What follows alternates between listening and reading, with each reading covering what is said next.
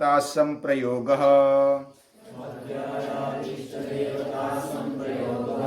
स्वाध्यायादिष्टदेवता संप्रयोगः समाधिसिद्धिरीश्वर प्रणिधानात् समाधिसिद्धिरीश्वर प्रणिधानात्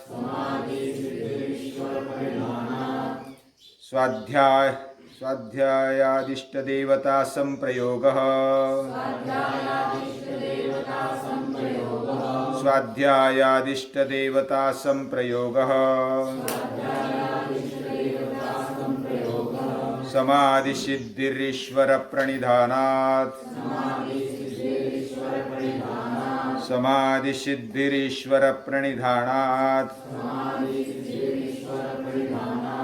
समाधिसिद्धिरीश्वर प्रणिधानात्।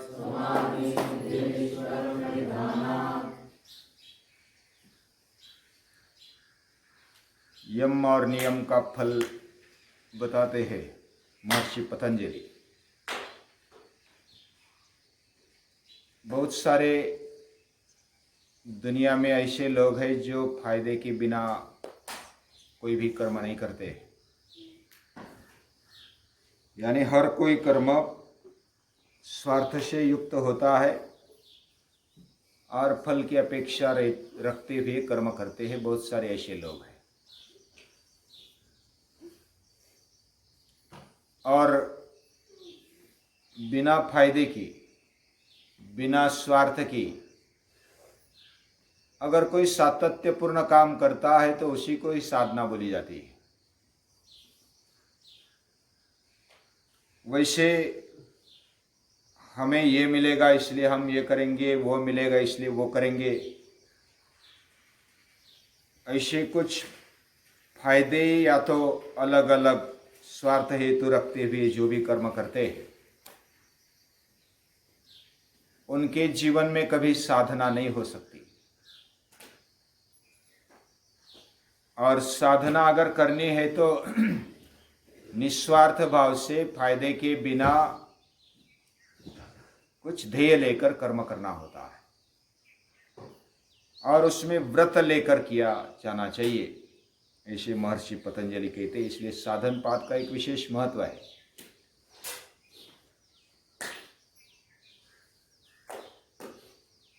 स्वाध्याय और समाधि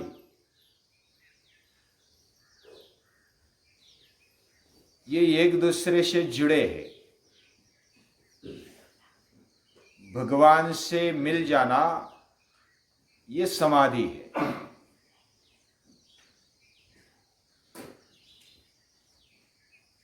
स्वरूप शून्यमिव अर्थमात्र निर्भासः, यानी स्वरूप को भूलकर और केवल ध्येय मात्र, अर्थ मात्र रह जाते हैं जो, वो समाधि को प्राप्त होते हैं। लेकिन वो अभ्यास के कारण ही होते हैं, यानी खुद का अभ्यास निरंतरता से जो करते हैं वही यह स्थिति तक पहुंचते हैं। स्वाध्याय का अर्थ है स्व अध्याय, स्व का अध्ययन, यानी खुद का अभ्यास होना चाहिए। हर एक को लगता है कि मेरा जीवन क्यों है, किसने दिया, मैं कौन हूं, कहाँ जाना है, कौन से ध्येय को प्राप्त करना है जीवन में। ये अलग अलग जो प्रश्न है खुद के बारे में, इस दुनिया के बारे में, दुनिया के निर्माता के बारे में, वही स्वाध्याय है, उसको सुलझाना। जब तक हम इस प्रश्न के इर्द गिर्द हमारा जीवन नहीं घुमाते या तो नहीं पिरोते तो स्वाध्याय नहीं होता है। खुद का अध्ययन तभी होगा जब खुद पर कभी ना कभी ठहर जाएंगे। और जब हम स्वाध्याय करते हैं, अलग अलग महापुरुषों ने अलग अलग व्याख्या की है स्वाध्याय की।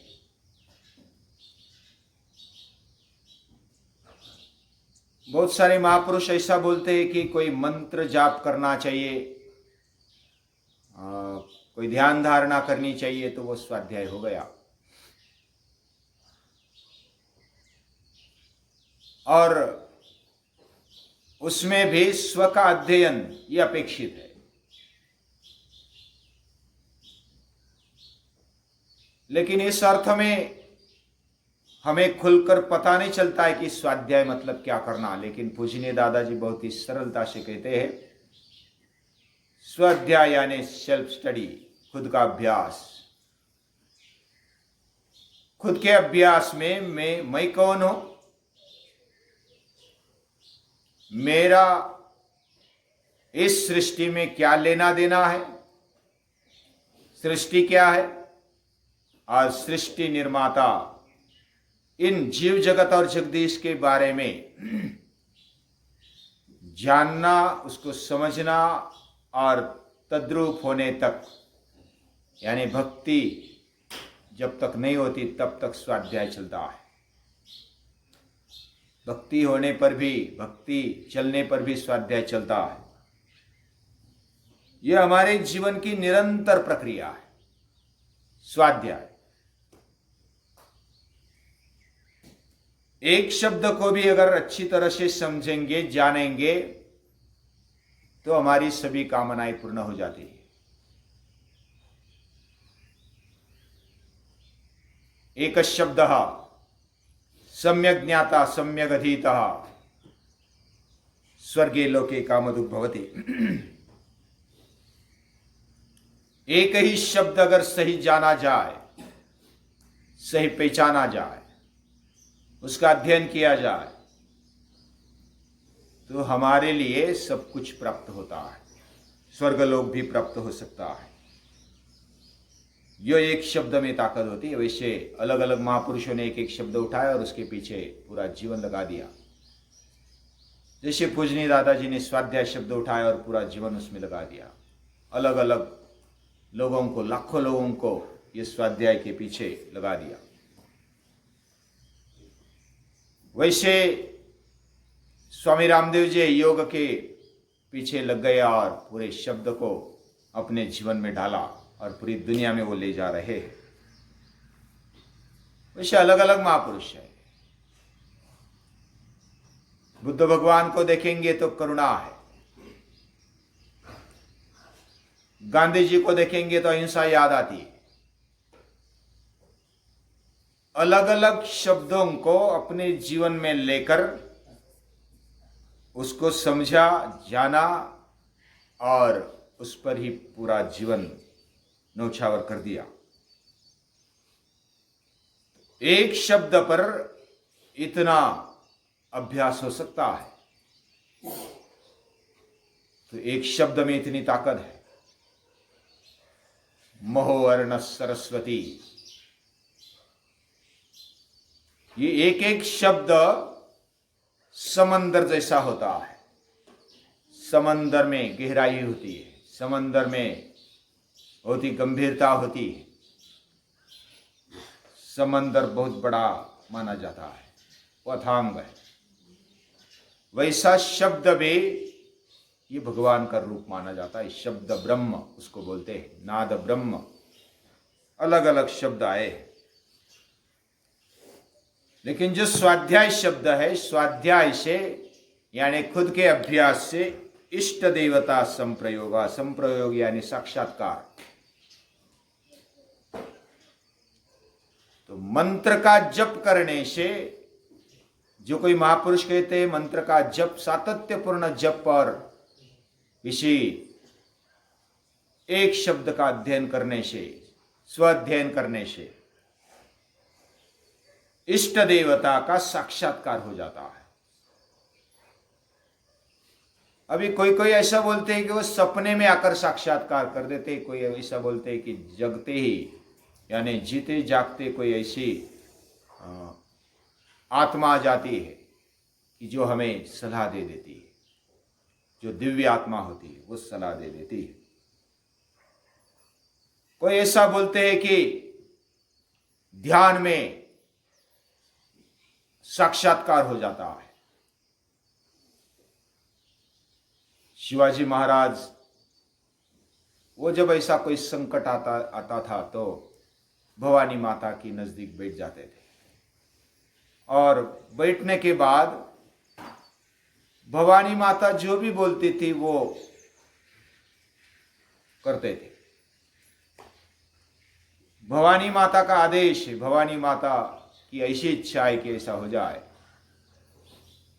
ये राज्य व्हावे ही श्रींची इच्छा, ये राज्य होना चाहिए, ये भवानी माता की इच्छा है, बस उसके लिए मर मिटना है। भवानी माता हमारी पीछे है, बस हमारी विजय होने वाली है, चलो लड़ो। तो अफजल खान जैसे दिग्गजों को भी मात दे दी और एक अलग शक्ति उनमें पैदा हो गई। स्वाध्यायाद इष्ट देवता संप्रयोग। तुकाराम महाराज भी अपने गुरु के बारे में ऐसा बोलते थे कि वो हम मेरे पास आ जाते हैं, बिना वो एक क्षण में आ जाते हैं और मुझे बता देते कि ऐसा करना है, तो मैं करने लगता हूं। अलग अलग महापुरुषों के जीवन में ऐसे इष्ट देवता का साक्षात्कार हो जाता है। उनकी जो चहेती देवता है, वो शक्ति है, दिव्य आत्मा है, वो उनके पास आकर प्रेरणा दे देता है, आत्मा साक्षात्कार करा देता है। और ये बहुत ही वैसे अगर देखा जाए तो कृष्णा जी केशव कोलाटकर कहते हैं ये जो निरंतरता से अगर हम करेंगे, शरीर से, मन से, वाणी से, पूरे प्रामाणिकता के साथ अगर हम स्वाध्याय करते हैं तो हमें अलग अलग महापुरुषों से या तो ऐसी दिव्य आत्माओं से मार्गदर्शन मिल जाता है, वो देवता जैसे। किसी को वायु से मार्गदर्शन मिलता है, किसी को तेज से मिलता है, किसी को पृथ्वी से मिलता है, किसी को पेड़ों से मिलता है, किसी को अलग अलग गुरु हुए। दत्त भगवान के तो बहुत सारे 24 गुरु हुए, तो उनको वहां से मार्गदर्शन मिलता है। दिव्य आत्मा उनको पूरी सृष्टि में दिखाई देती है कि दिव्य आत्मा आ जाती है और मुझे मार्गदर्शन कर लेती है। कहां से आया पता नहीं चलता। किसी किसी को थोड़े से ध्यान में बैठते एकाग्र हो जाते हैं और पूरे निडरता के साथ अपना जीवन जीते। अलग अलग अनुभव है, हमें भी करके देखना चाहिए।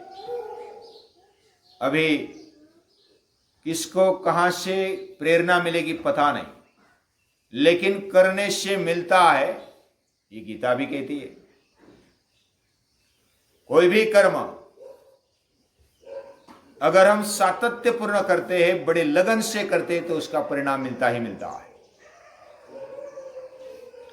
हम अंदर अगर झांकेंगे, हमारे अंदर भी आत्मा है, आत्मशक्ति है, उसका अध्ययन करते करते ऐसे दिव्य आत्मा मिल जाते हैं, ऐसे लोग मिल जाते हैं जो हमारे जैसा विचार करते हैं और उच्च विचार करते हैं।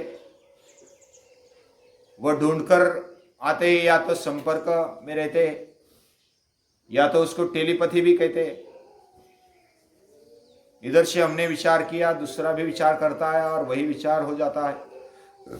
एक संकेत सा मिल जाता है, वो पता नहीं चलता कहां से आ गया, संकेत मिल जाता है कि मुझे ये करना है। बस वो भगवान का संकेत मानकर कोई लोग चलते हैं और वो शुद्ध आत्मा से आया हुआ संकेत होता है।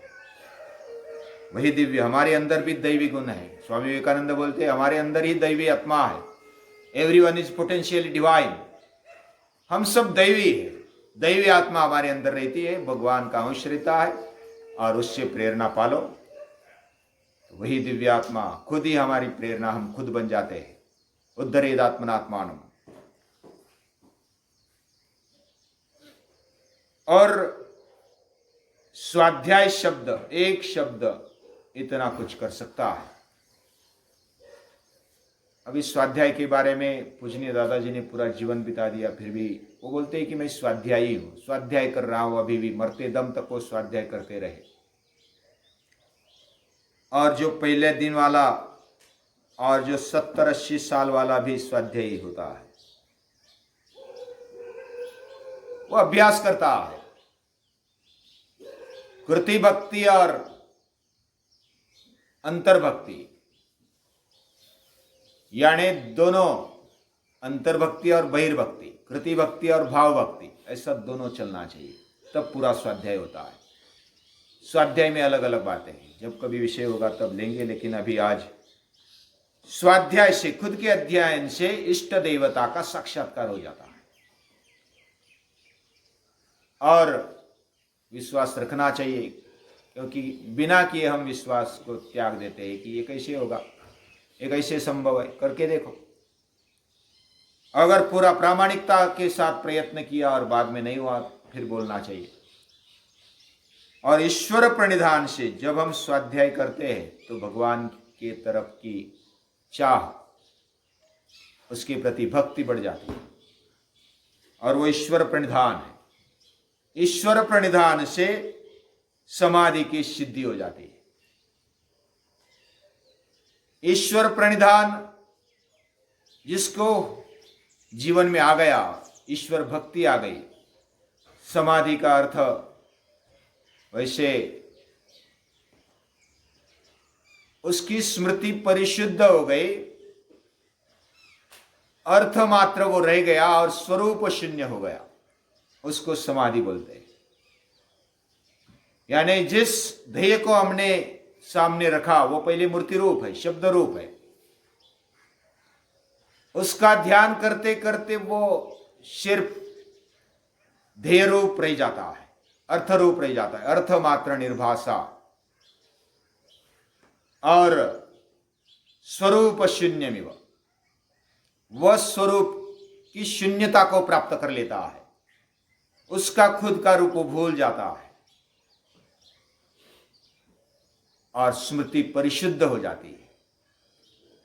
उसकी स्मृति, मैं कौन हूं, मैं आत्मशक्ति हूं, मेरा व्यवहार, मेरा संसार, देह आदि वो अलग है, मैं अलग हूं, यह स्पष्टता उनके जीवन में दिखाई देती है।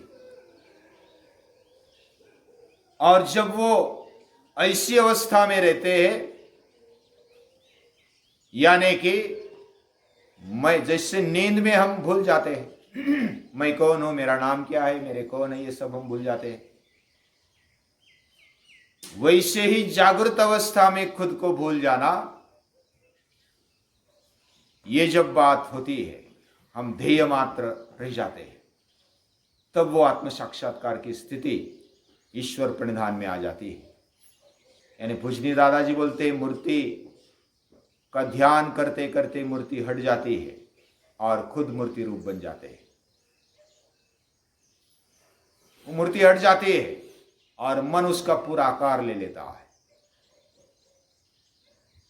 मन के आकार के बाद वो आकार भी नष्ट हो जाता है, शून्य हो जाते हैं, और वो पूरे तद्रूप, तेज रूप बन जाते हैं, आत्मरूप बन जाते हैं। ऐसी स्थिति में मूर्ति पूजा का अंतिम जो लक्ष्य है वो साधा जाता है।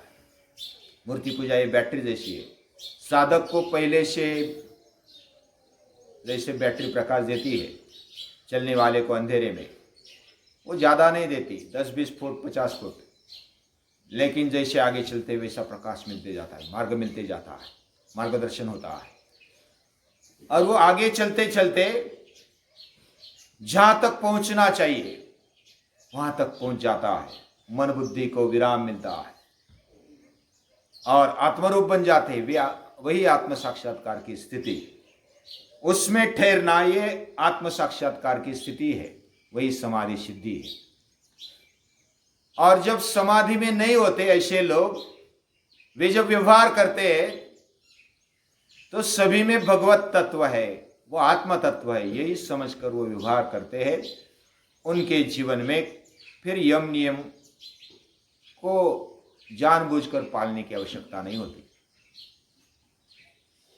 कोई प्रश्न पूछते, अगर ईश्वर प्रणिधान, ईश्वर भक्ति अगर श्रेष्ठ है, उससे सब कुछ मिलता है, तो फिर यम नियम का क्यों पालना, इतना झंझट क्यों करना? सही बात है, झंझट करने की आवश्यकता नहीं है। ईश्वर भक्ति ही सबसे बड़ा साधन है। सामान्य आदमियों के लिए ईश्वर भक्ति सबसे बढ़िया साधन है। लेकिन क्या जो बोलता है यम नियम भी छोड़ देता है, ईश्वर भक्ति भी नहीं करता। यम नियम का पालन होना चाहिए, जबरदस्ती हमें उसको जीवन में लाना चाहिए, या तो जैसे भी लाए लेकिन लाना चाहिए। अगर ईश्वर भक्ति मन से करते, प्रामाणिकता से करते, तो यम नियम जीवन में आ ही जाते हैं। उसको फिर जबरन लाने की आवश्यकता नहीं, अपने आप यम नियम पाले जाते हैं। क्योंकि वो वही तत्व जो आत्म तत्व है, मेरे अंदर जो तेज है, चैतन्य है, वह सभी में ऐसा देखते हुए, ऐसा समझते हुए वो जीवन व्यवहार करता है, और फिर यम नियम पालन की आवश्यकता नहीं। इसलिए तो साधन पाद के पहले सूत्र में कहा तपस्वाध्याय ईश्वर प्रणिधानानि क्रिया योगा। ये क्रिया योग, एक्शन प्लान है। हमारे जीवन में स्वाध्याय और ईश्वर प्रणिधान तपश्चर्या के साथ होना चाहिए, यानी ज्ञान कर्म भक्ति होनी चाहिए। और ये जब साथ में है तो हमारा जीवन निरंतर उन्नत होते जाता है। और इसलिए बैटरी जैसा है ईश्वर प्रणिधान, ये बैटरी जैसा है, जिधर भी जाएंगे भगवान मेरे साथ है, ये मत भूलना। पूजनीय दादाजी बोलते हैं कि कम से कम 3 बार याद करना तो स्टार्टिंग हो जाएगा। त्रिकाल संध्या करो, सुबह उठते ही याद करो, भोजन के समय याद करो, खाते समय याद करो, सोते समय याद करो, तो कम से कम 3 बार दिल से, मन से, प्रामाणिकता से याद करो, कृतज्ञता से याद करो, और थोड़े आर्द्र हो जाओ। मेरे मन में भगवान के प्रति, भगवान मुझे जो भी देता है, करता है, मेरे साथ मिलकर काम करता है, वो अनुभव करना चाहिए। मुझे मदद करता है, सहाय होता है, ये अनुभव करना चाहिए, ये याद करना चाहिए। और धृते चित्ते प्रविष्टाया गोविंदाकारता स्थिरा। जब हम धृत हो जाते हैं, गीले हो जाते हैं, हमारा चित्त द्रवित हो जाता है, तो उस चित्त को आकार मिल जाता है। हम जिसका ध्यान करते हैं उसका आकार मिल जाता है, और वो आकार हमारे चित्त की शुद्धि कर देता है। और यही भक्ति है। भगवान के साथ, आत्मशक्ति के साथ बने रहना, कभी विभक्त नहीं होना, यह भक्त होता है। और ऐसा भक्त, ऐसी भक्ति हमारे जीवन में होनी चाहिए। और मुझे भी, मैं किसी ना किसी का हूँ, कोई मेरा है, अपना है, ऐसी भावना एक स्वाभाविक भावना होती है, सहज प्रेरणा होती है। उसको बनाए रखने के लिए भक्ति बहुत ही कारगर है। भौतिक जीवन में हम किसी को अपना मानते हैं, ये मेरा भाई है, ये मेरी बहन है, ये मेरा पिता है, ये मेरी माता है, ये मेरी पत्नी, ये मेरे पुत्र है, ये मेरे सगे संबंधी है। लेकिन धीरे धीरे एक एक करके निकल जाते हैं।